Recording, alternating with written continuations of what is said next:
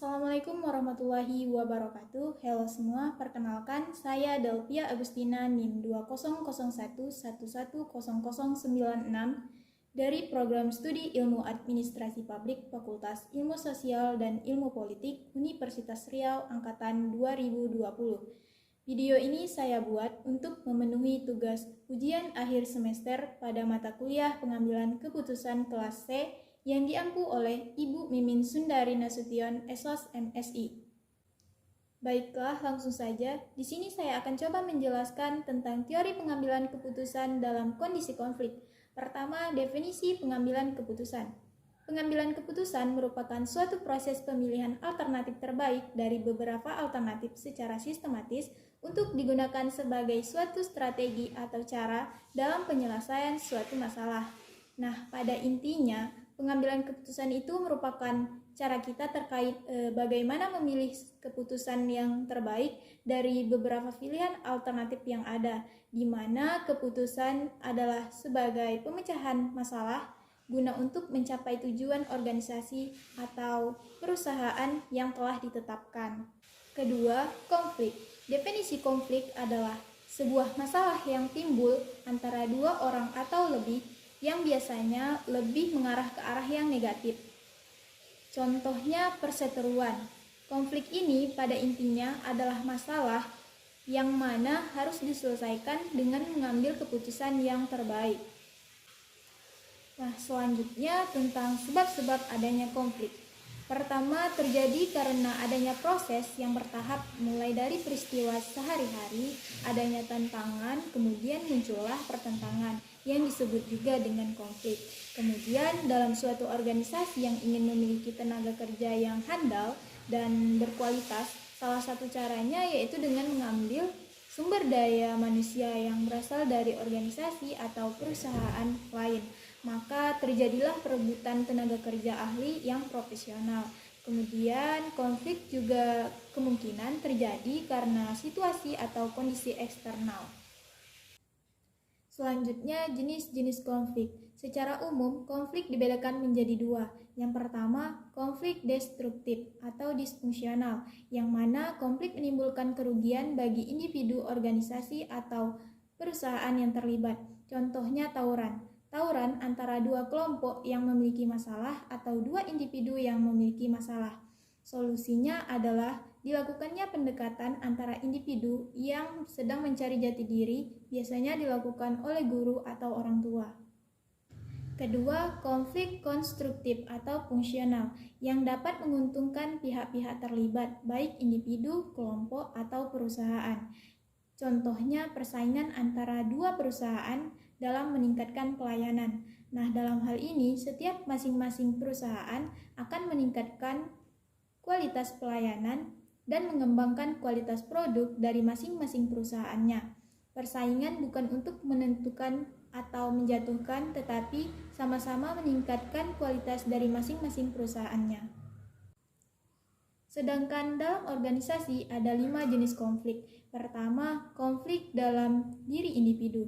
Contohnya, seseorang punya dua keinginan yang tidak mungkin terpenuhi sekaligus dalam satu waktu. Kedua, konflik antar individu. Contohnya seperti konflik yang terjadi antar dua orang yang berbeda, misalnya antara pegawai dengan pegawai. Ketiga, individu dan kelompok. Contohnya seperti konflik yang terjadi dalam kelompok karena adanya tekanan dari kelompok ke individu. Keempat, konflik antar kelompok dalam organisasi yang sama. Konflik yang sering terjadi dalam organisasi karena adanya perbedaan dari kelompok satu dengan kelompok yang lainnya. Dan yang kelima, konflik dalam organisasi bisa terjadi karena adanya perbedaan antara individu dengan individu lainnya. Nah, di sini saya akan mencoba menjelaskan terkait teori pengambilan keputusan dalam kondisi konflik. Sebelumnya, pengambilan keputusan dalam kondisi konflik terjadi apabila alternatif keputusan yang harus diambil dari pertimbangan atau persaingan dari dua atau lebih mengambil keputusan. Jadi, pada teori pengambilan keputusan ini, dua orang atau lebih tersebut mempunyai data atau informasi masing-masing yang berbeda, sehingga menimbulkan perdebatan dan kemungkinan-kemungkinan hasil. Salah satunya dengan teori permainan. Teori permainan adalah suatu pendekatan sistematis untuk merumuskan situasi persaingan dan pertentangan atau konflik antara berbagai kepentingan. Teori ini dikembangkan untuk menganalisis proses pengambilan keputusan dalam kondisi konflik yang melibatkan dua atau lebih kepentingan. Adapun unsur-unsur teori permainan, pertama adanya pemain dan aturan-aturan. Pemain atau pelaku-pelaku dari permainan yang merupakan permainan pengambilan keputusan, kemudian aturan-aturan itu merupakan kerangka di mana kemudian para pemain memilih strategi mereka. Kedua, hasil keluar atau outcome. Hasil permainan yang disajikan dalam bentuk matriks. Ketiga, variabel-variabel yang mempengaruhi jalannya permainan dalam hal ini mempengaruhi keputusan pilihan dan hasil-hasil yang keluar. Keempat, kondisi informasi. Informasi akan mempengaruhi atau menentukan alternatif. Kemudian sifat-sifat permainan. Pertama, jumlah pemain terbatas. Ditentukan sesuai dengan jenis-jenis permainan untuk meminimalisir terjadinya konflik lain. Kedua, untuk setiap pemain terdapat sejumlah kemungkinan terbatas. Terdapat pertentangan kepentingan antara pemain karena di dalamnya terdapat persaingan untuk menyelesaikan kemungkinan yang mana terbaik. Ketiga, aturan permainan untuk mengatur di dalam memilih tindakan diketahui oleh setiap pemain. Dan terakhir, hasil seluruh kombinasi tindakan yang mungkin dilakukan berupa bilangan positif yang artinya keuntungan dan negatif yang artinya kerugian, dan nol artinya bisa rugi dan bisa untung. Selanjutnya, jenis-jenis teori permainan. Pertama, berdasarkan jumlah pemain. Jenis permainan ini terbagi menjadi dua, yaitu satu, bermain dengan dua pemain dilakukan dua orang pelaku pemain. Kedua, permainan dengan n pemain artinya dilakukan dua orang atau lebih pelaku pemain sesuai kondisi yang ada, berdasarkan jumlah keuntungan dan kerugian. Terbagi menjadi dua. Yang pertama, permainan dengan jumlah tidak nol, artinya permainan yang menghasilkan jumlah keuntungan dan kerugian, jumlah nol yang artinya bisa untung, bisa rugi. Kedua, permainan dua pemain dengan jumlah nol dilakukan oleh dua orang atau kelompok atau organisasi yang secara langsung mempunyai kepentingan yang berhadapan.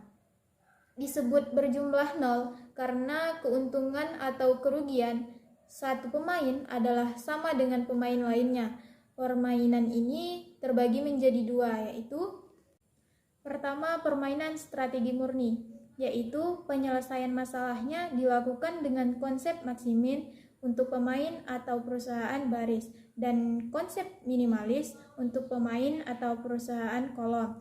Dalam strategi ini, pemain atau perusahaan akan menggunakan strategi atau strategi tunggal untuk mendapatkan hasil optimal. Kedua, permainan dengan strategi campuran. Penyelesaian masalah dengan strategi campuran dilakukan apabila strategi murni digunakan belum mampu menyelesaikan permasalahan. Kemudian dipakailah strategi campuran ini. Intinya, setiap strategi digunakan untuk mendapatkan nilai permainan atau alternatif pemecahan masalah tersebut. Dari pembahasan tadi dapat disimpulkan bahwa pengambilan keputusan dalam kondisi konflik terjadi apabila alternatif keputusan yang harus diambil atau harus dipilih berasal dari pertimbangan atau persaingan dari dua orang atau lebih pengambil keputusan. Dalam hal ini dapat menggunakan teori permainan pendekatan matematis untuk merumuskan situasi berbagai kepentingan yang mana teori tersebut dikembangkan untuk menganalisis proses pengambilan keputusan dalam kondisi konflik yang melibatkan dua atau lebih pelaku atau pengambil keputusan. Sekian penjelasan dari saya. Terima kasih. Wassalamualaikum warahmatullahi wabarakatuh.